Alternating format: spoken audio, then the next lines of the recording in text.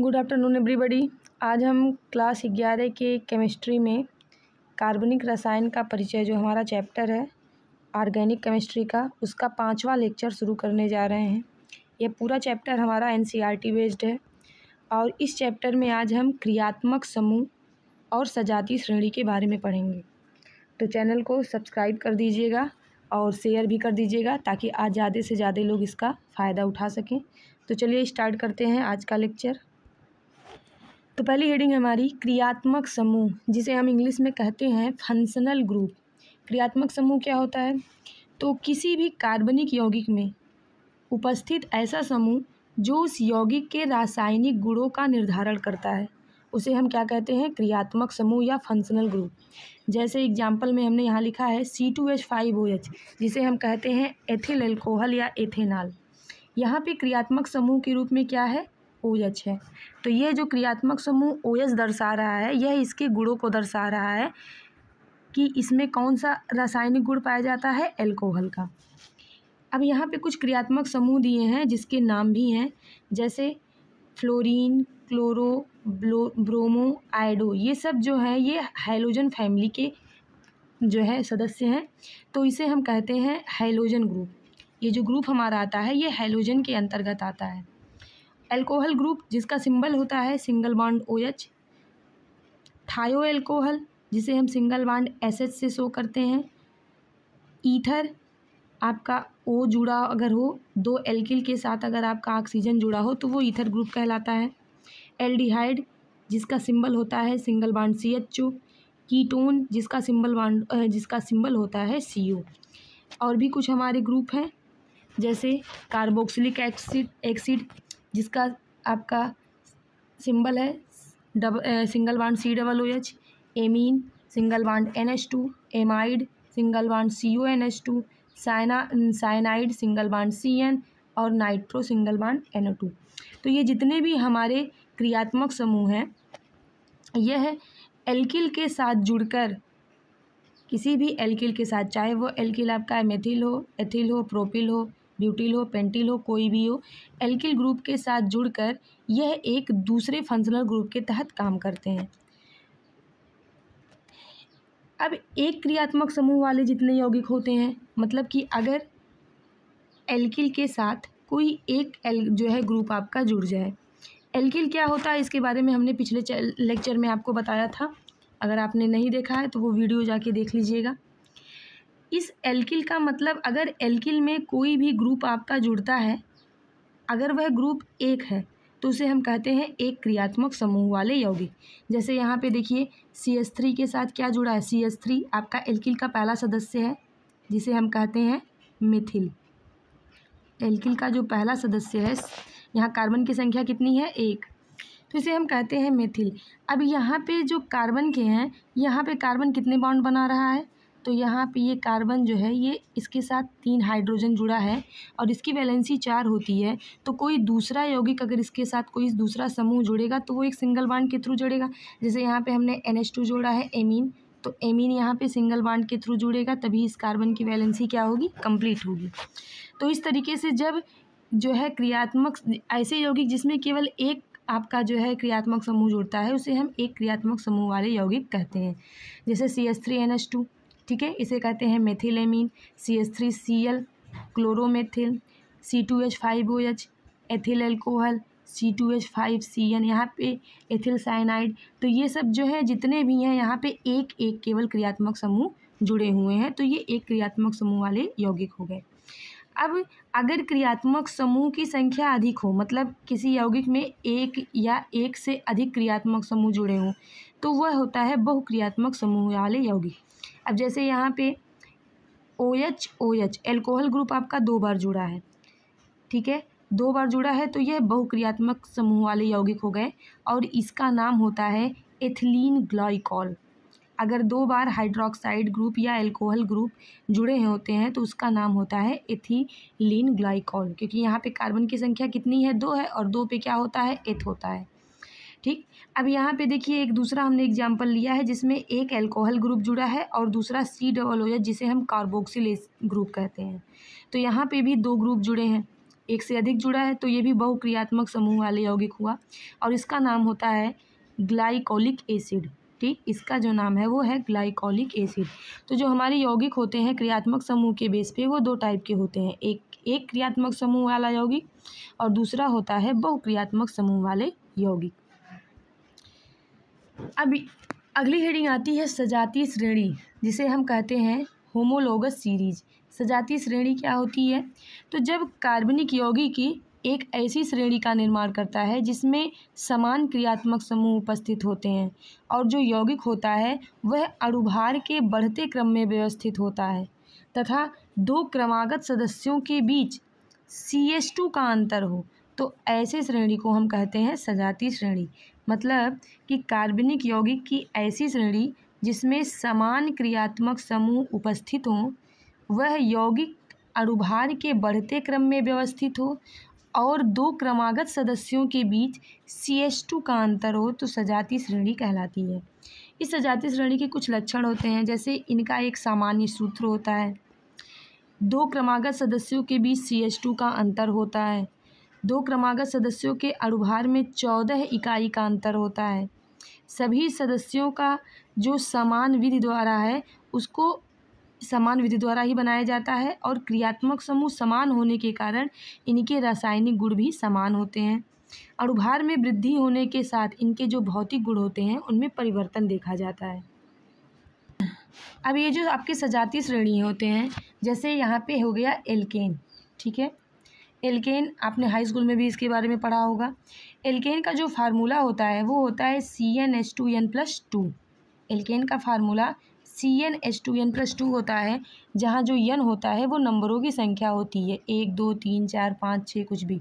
ठीक, तो इसे हम कहते हैं एल्केन। एल्केन जो है वो एल्क प्लस एन, मतलब इसका जो सफिक्स होता है, इसका जो सफिक्स होता है वो क्या होता है? एन होता है।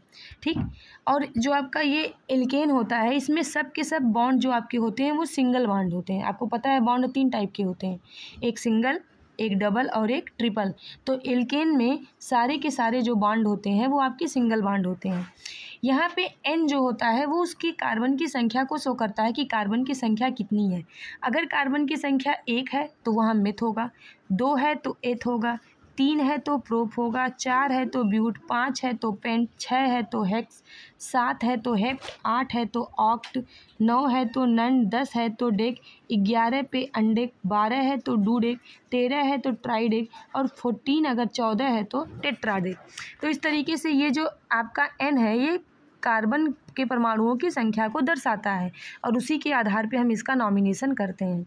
अब जैसे यहाँ पे एल्केन है तो यहाँ पे अगर हम फार्मूला आपका CnH2n+2 है। अगर हम कार्बन की संख्या 1 लेते हैं, कार्बन की संख्या हमने 1 ली तो हाइड्रोजन की जगह पे जो 2n है यहाँ पे भी 1 रखना पड़ेगा +2 और ये हो जाएगा C1 को हमने एक कार्बन है तो 1 ही लिख दिया और H हमारा हो गया 2 × 1 + 2 बराबर हो गया 4। ठीक, तो ये आपका हो गया मीथेन। ये क्या बन गया? मीथेन। कैसे बना? तो यहाँ पे कार्बन की संख्या कितनी है? 1 पे हमारा कौन सा होता है? मेथ होता है। अब चूंकि सबके सब यहाँ पे क्या है, ये एल्केन श्रेणी का है और एल्केन श्रेणी का सफिक्स जो होता है वो एन होता है। तो मेथ में जब हम एन जोड़ेंगे, मेथ प्लस एन जोड़ेंगे तो हमारा क्या बनेगा? मीथेन। तो CH4 को हमने कह दिया मीथेन।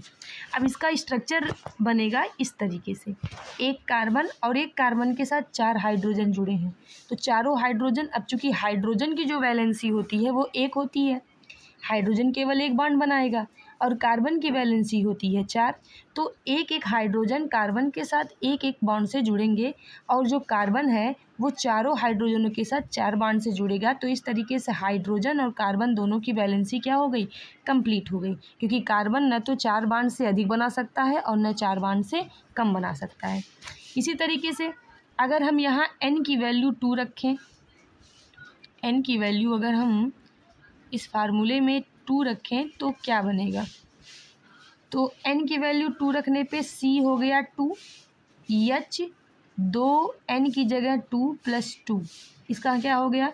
C2 और H कितना हो गया? 2 दूना 4 + 2 6, C2H6 हो गया। ठीक है, अब कार्बन की संख्या 2 है तो 2 नंबर पे क्या होता है, 2 नंबर पे आप देखेंगे तो एथ होगा, 2 नंबर पे हो गया एथ।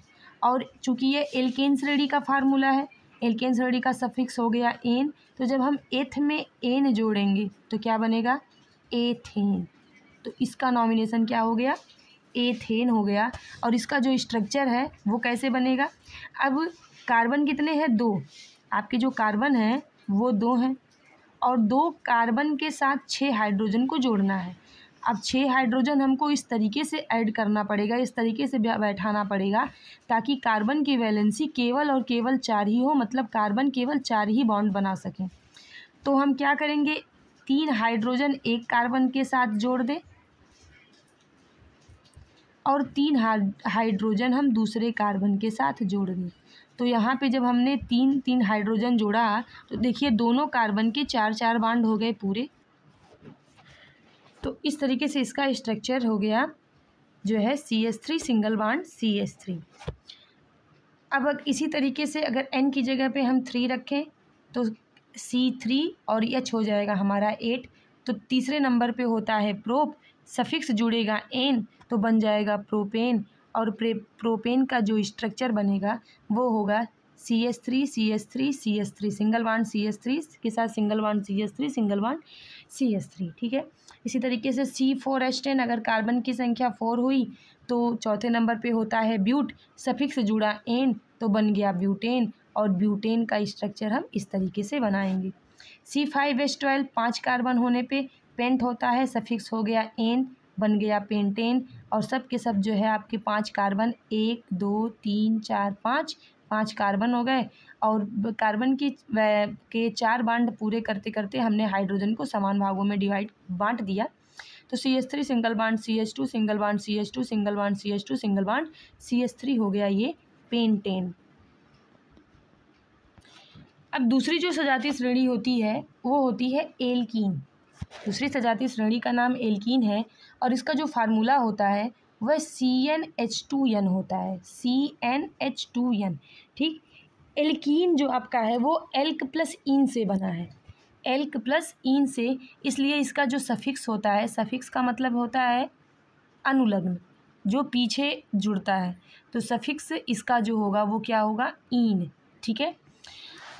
अब यहाँ पे भी सेम वही है, यहाँ पे CH3 कभी भी नहीं होता। CH3 क्यों नहीं होता है कि अगर जैसे मान लीजिए कार्बन की संख्या अगर हमने 1 रखी, फार्मूला आपका है CN, N की जगह पे 1 रखा तो 2 की जगह पे भी 2N की जगह पे 1 रखना पड़ेगा और हो जाएगा CH2। अब ये CH2 जो है अगर इसका हम स्ट्रक्चर देखें तो कार्बन के साथ कितने हाइड्रोजन जुड़े हैं, केवल और केवल 2। तो क्या यह स्ट्रक्चर कंप्लीट है, नहीं, क्योंकि कार्बन 4 बॉन्ड बनाता है। जब कार्बन तभी कंप्लीट होगा जब वो 4 बॉन्ड के साथ जुड़ा होगा, बट यहाँ पे 2 ही हाइड्रोजन है, हाइड्रोजन तो 2 हैं, बाकी इसके 2 बॉन्ड है ही नहीं। तो इस तरीके से ये स्ट्रक्चर आपका क्या होता है, इनकम्प्लीट। तो कभी भी CH2 आपका एल्कीन श्रेणी में बनता ही नहीं है। तो जब ये नहीं बनता है तो अब N की जगह पे हम रखेंगे 2, N की जगह पे जब हम 2 रखेंगे तो ये हो जाएगा C2 और H की जगह पे हमने रखा 2, N की जगह पे 2 और हो गया C2H4, हो गया C2H4। C2H4 का अगर स्ट्रक्चर देखा जाए तो यहाँ पे 2 कार्बन है, 2 कार्बन आपके हो गए, ये 2 कार्बन हमने कर लिया और 2 कार्बन के साथ आपके 4 हाइड्रोजन। अब 4 हाइड्रोजन समान समान भागों में बटेंगे दोनों के साथ, तो 4 हाइड्रोजन हमने समान भागों में बांट लिया। अब यहाँ पे इस कार्बन के साथ 2 हाइड्रोजन, इस कार्बन के साथ 2 हाइड्रोजन, और कार्बन भी तो एक दूसरे से किसी बॉन्ड के थ्रू जुड़ेगा। अब अगर हम यहाँ सिंगल बॉन्ड लगाते हैं तो इस कार्बन की वैलेंसी कंप्लीट हुई, 1 2 3, केवल 3 ही तो बॉन्ड बना रहा है कार्बन, यहाँ पे केवल 1 2 3 ही बॉन्ड बना रहा है और कार्बन को बनाना है 4 बॉन्ड, तब उसकी वैलेंसी कंप्लीट होगी। इसी तरीके से इधर भी देखा जाए तो 1 2 और 3 ही बॉन्ड बन रहे हैं। तो कार्बन के बीच में हम खींच देते हैं डबल बॉन्ड। जब कार्बन के बीच में डबल बॉन्ड खींच देते हैं तो अब यहाँ कार्बन की वैलेंसी पूरी हो गई, 1 2 3 और 4 इसके बॉन्ड हो गए और 1 2 3 और 4 इस कार्बन के बॉन्ड हो गए। तो इस तरीके से एल्कीन में डबल बॉन्ड का यूज होता है। एल्कीन श्रेणी में डबल बॉन्ड का यूज होता है। तो अब कार्बन की संख्या 2 है, 2 पे होता है एथ, चूँकि डबल बॉन्ड लगा है यहाँ पे, ठीक है, और श्रेणी आपकी एल्कीन है तो एल्कीन का सफिक्स होता है ईन। तो जब हम एथ में ईन जोड़ेंगे, एथ प्लस ईन, तो हो जाएगा एथीन, ठीक है। तो इसका जो नाम है वो हो गया एथीन।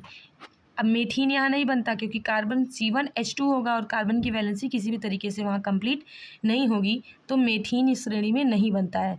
यहाँ ये श्रेणी स्टार्ट होती है कहाँ से? एथीन से। अब यहाँ पे C3H6 है, C3H6 यहाँ पे हमने कैसे किया? तो N की जगह पे हमने रखा 3, N की जगह पे हमने रखा 3 और H2 फिर यहाँ N की जगह पे रख दिया 3, तो C3H हो गया 6।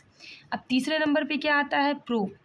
तीसरे नंबर पे है प्रो, सफिक्स इसमें क्या जुड़ेगा? ईन।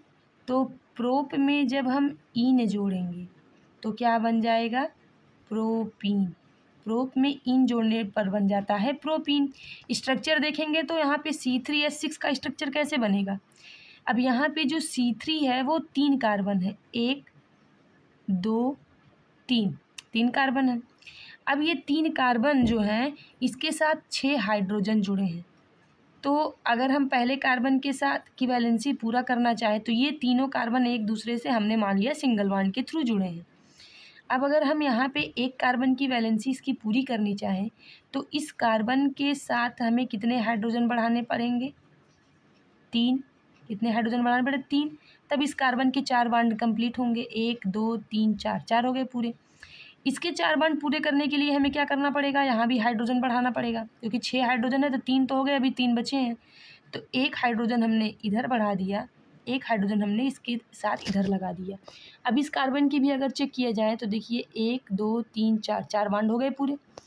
अब हमारे पास हाइड्रोजन कितने बचे? 3 इधर हो गए, 2 इधर, 5, केवल 1 हाइड्रोजन बचा है। तो इसका मतलब कि ये हाइड्रोजन जो है वो केवल एक के साथ जुड़ेगा।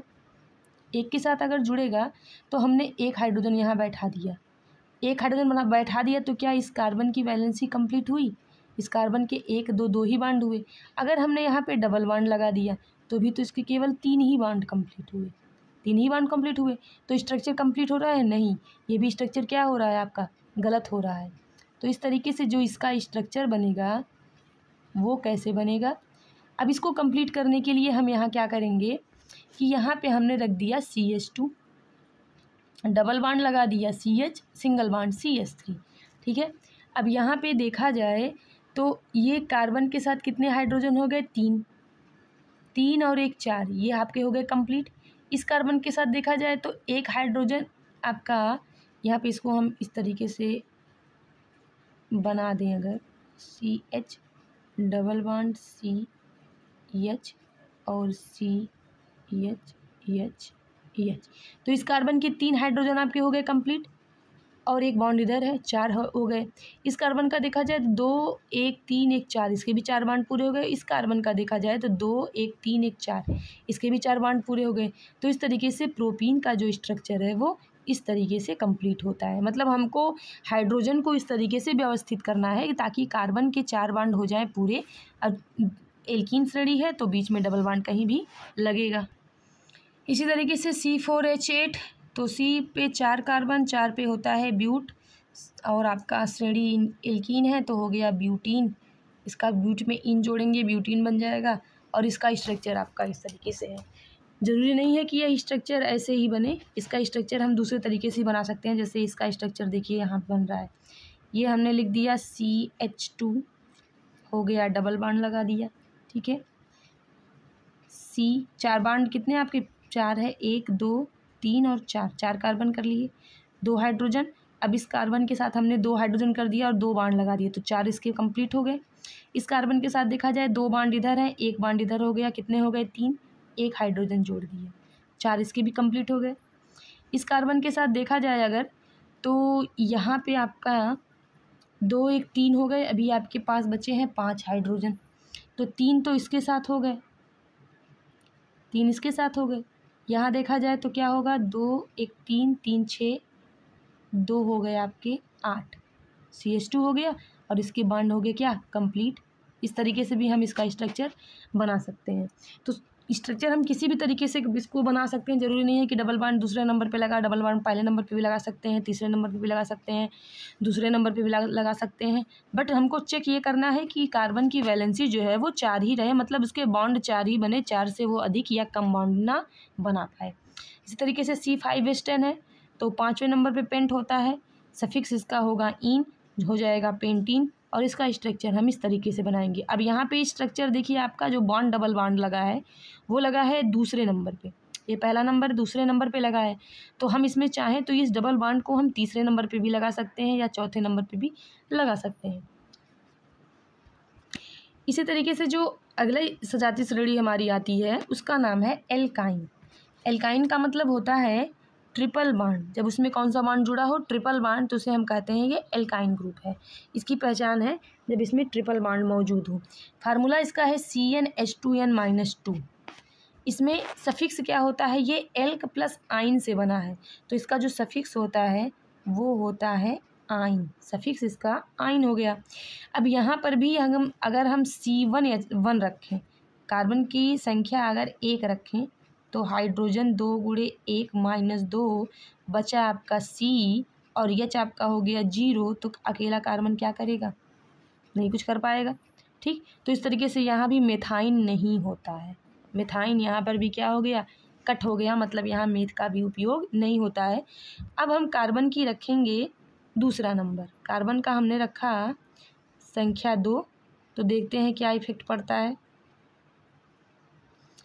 तो जब कार्बन का नंबर हमने रखा 2, C हो गया 2, H हो गया 2, N की जगह पे 2 - 2, तो C2, 2 दूना 4 में से 2 गया, कितना बचा 2, तो C2H2 आया। ठीक है, अब C2H2 को कार्बन की संख्या कितनी है 2, 2 पे होता है एथ, सफिक्स इसका है आइन, तो नाम हो गया एथाइन। अब एथाइन का हमको स्ट्रक्चर बनाना है, तो हम कैसे स्ट्रक्चर बनाएंगे इसका, एथाइन का स्ट्रक्चर हम कैसे बनाएंगे, तो कार्बन की संख्या है 2, तो 2 हमने कार्बन यहाँ पे रख लिए। ठीक है, हाइड्रोजन कितने हैं 2, तो एक हाइड्रोजन एक कार्बन के साथ क्या हो गया, जुड़ गया। अब कार्बन के हमें 4 बॉन्ड पूरे करने हैं, ये भी कार्बन 1 बॉन्ड से जुड़ा है, ये भी अब 1 बॉन्ड से जुड़ा है, तो 3 की कमी है, तो कार्बन दोनों आपस में 3 की साझेदारी कर लेंगे, और इस तरीके से इस कार्बन की भी 4 वैलेंसी पूरी और इसकी भी 4 वैलेंसी हो जाएगी पूरी। तो फार्मूला जो आपका बन जाएगा, स्ट्रक्चर जो हो जाएगा वो CH ट्रिपल बॉन्ड हो जाएगा CH। ठीक, इसी तरीके से आपका जो है C3H4 है, N की जगह पे हमने कितना रखा 3, H की जगह 2 × 3 - 2, तो ये हो गया C3, और 2 3 6 में से 2 गया H4, C3H4। अब C3 किस नंबर पे है, तीसरे नंबर पे, और तीसरे नंबर पे होता है प्रोप, सफिक्स इसका है आइन, तो नाम हो गया प्रोपाइन। और जब हम प्रोपाइन का स्ट्रक्चर बनाएंगे तो वो स्ट्रक्चर इसका क्या बनेगा, देखते हैं प्रोपाइन का स्ट्रक्चर कैसे बनेगा। तो कार्बन की संख्या है 3, हमने 3 कार्बन यहाँ पे बैठा लिया। ठीक है, H है आपका 4, तो स्टार्टिंग से हम यहाँ से शुरू करते हैं, तो ये आपका हो गया CH3, 3 हो गए, सिंगल बॉन्ड लगा दिया। अभी एक हाइड्रोजन आपका बचा है, यहाँ लगा दिया ट्रिपल बॉन्ड, तो इस कार्बन के हो गए 4 बॉन्ड पूरे। इस कार्बन के पास 3 है, एक हाइड्रोजन हमने इसके साथ जोड़ लिया और इसके भी हो गए ये 4 बॉन्ड पूरे। तो इसका स्ट्रक्चर हम इस तरीके से बना लेते हैं या इस तरीके से। अब यहाँ देखिए, इसमें जो आपका लगा है ये डबल बॉन्ड, आप ट्रिपल बॉन्ड पहले नंबर पे लगा है, इधर भी ट्रिपल बॉन्ड पहले नंबर पे लगा है। ठीक है, यहाँ हम दूसरे नंबर पे ट्रिपल बॉन्ड लगा सकते हैं, नहीं अगर इधर भी ट्रिपल बॉन्ड उधर से लगाएं तो हम काउंटिंग इधर से स्टार्ट करेंगे। ये आपको IUPAC रूल में बताया जाएगा कि काउंटिंग हम कैसे स्टार्ट करते हैं। C4H6, 4 कार्बन पे ब्यूटाइन हो गया, और स्ट्रक्चर आपका इस तरीके से हो गया। C5H8 है, कार्बन 5 है, तो हो गया पेंटाइन, और स्ट्रक्चर आपका बन गया ये। इसी तरीके से आपका एल्कोहल, एक सजाती श्रेणी आपका एल्कोहल है। एल्कोहल आपका कब होता है, जुड़ता है तो हमने कहा था एल्किल में कोई भी ग्रुप आपका होता है वो एल्किल में जुड़ता है। एल्किल को हम शो करते हैं किससे? आर से। ये हमने आपको प्रीवियस क्लास में बताया था। एल्किल को हमने शो किया आर से, और आर के साथ जब एल्कोहल ग्रुप का सिंबल क्या है? OH जुड़ जाता है तो ये आपका हो जाता है एल्कोहल ग्रुप, और इसको हम कहते हैं क्या? Alkyl plus alcohol. ठीक है, एल्किल एल्कोहल इसको कहते हैं। या इसका जो फार्मूला है, एल्किल का फार्मूला क्या है? एल्किल कैसे बनता है? एल्केन से। ठीक है, जैसे आपका एल्किल है आर, ठीक है, जैसे CH3, एल्किल का पहला फैमिली क्या है? CH3, जिसे मेथिल कहते हैं। अब अगर इसमें हम मेथिल में एक हाइड्रोजन जोड़ दें तो क्या बन जाएगा? ये CH4 हो जाएगा, और CH4 क्या होता है? मेथेन। CH4 हो गया मेथेन। तो एल्किल में जब हम एक हाइड्रोजन जोड़ते हैं तो हमारा बनता है एल्केन। क्या बनता है? एल्केन। और इसी तरीके से एल्केन में ये आपका एल्केन है, ठीक है। एल्केन में से जब हम एक हाइड्रोजन विस्थापित कर देते हैं तो हमारा बचता है आर, और इसी आर को हम कहते हैं एल्किल। ठीक है, तो अब इस एल्किल के कार्बन की वैलेंसी को या बॉन्ड को कंप्लीट करने के लिए कोई दूसरा या तो हाइड्रोजन जोड़े या कोई ग्रुप जोड़ दें। तो कोई ग्रुप आके यहाँ पे जुड़ गया OH, तो इसका नाम हो गया ROH, मतलब एल्किल एल्कोहल। ठीक है, अब एल्केन का फार्मूला होता है CnH2n+2। एल्केन का फार्मूला होता है CnH2n+2। अब इसमें से हमने क्या किया? एक परमाणु की कमी की, हाइड्रोजन की माइनस किया, तो जब एक इसमें से घटाएंगे हम तो क्या हो जाएगा? 2+2 में से एक घटा दिया तो बचेगा क्या? CnH2, यहाँ पे n है, 2n, 2 में से एक गया, कितना बचा? 1, CnH2n+1। और यही CnH2n+1 एल्किल का होता है फार्मूला, और इसके साथ हमने जोड़ दिया ग्रुप OH, तो इसको हम कहते हैं एल्किल एल्कोहल। ठीक है, इसमें एल्किल के साथ एल्कोहल ग्रुप आपका जुड़ा है।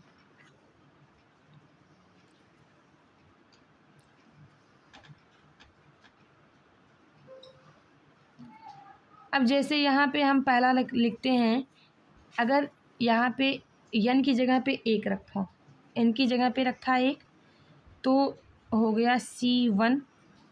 H की जगह पे रखा 2, n की जगह पे 1+1, और इसमें जोड़ दिया OH, तो C1 का मतलब वो एक ही हो गया, 2+1 हो गया 3, CH3OH। और CH3OH आपका जो है कार्बन की संख्या कितनी है? 1 है, तो 1 पे हो गया क्या? मेथिल। 1 पे हो गया मेथिल। और एल्कोहल या तो आप इसका पूरा नाम लिखिए मेथिल एल्कोहल, और या तो आप एल्कोहल का सफिक्स होता है ऑल, एल्कोहल का सफिक्स होता है ऑल, या तो आप इसका नाम लिख सकते हैं मेथेनॉल। मेथेनॉल भी इसका नाम हो सकता है। ठीक, इसी तरीके से अगर कार्बन की संख्या 2 है, ठीक, या तो आपको पता हो कि मेथिल एथिल प्रोपिल का फार्मूला क्या है, जिसमें से जैसे एथिल है, एथिल कैसे बनता है? एथेन में से एक हाइड्रोजन हटाते हैं, एथेन का फार्मूला है C2H6, एक हाइड्रोजन निकाल लिया तो बच्चा आपका C2H5, और इसी C2H5 को हम कहते हैं एथिल, और इसमें जोड़ दिया OH, तो इसका स्ट्रक्चर बन गया C2H5OH, जिसे यहाँ पे हमने इसका स्ट्रक्चर बना दिया, और नाम इसका हो गया एथिल एल्कोहल, या दूसरा नाम इसको हम कहते हैं एथेनॉल। इसी तरीके से C3H7OH है, तो कार्बन की संख्या 3 है, तो नाम हो गया इसका प्रोपिल एल्कोहल, या इसको कहते हैं प्रोपेनॉल। 4 होगा तो butyl alcohol, butanol, pentanol, hexanol, heptanol, इस तरीके से एल्कोहल ग्रुप आते हैं आपके। तो आज के लेक्चर में बस इतना ही। नेक्स्ट लेक्चर में हम पढ़ेंगे IUPAC बनाने की नियम, कैसे बनाए जाते हैं IUPAC, और कुछ IUPAC आपको स्ट्रक्चर बना के भी दिखाएंगे। तो वीडियो अगर अच्छी लगी हो तो चैनल को लाइक करिएगा और दोस्तों के पास शेयर करिएगा, और सब्सक्राइब भी ज़्यादा से ज़्यादा करवाइए ताकि चैनल आपका ग्रोथ कर सके। थैंक्स।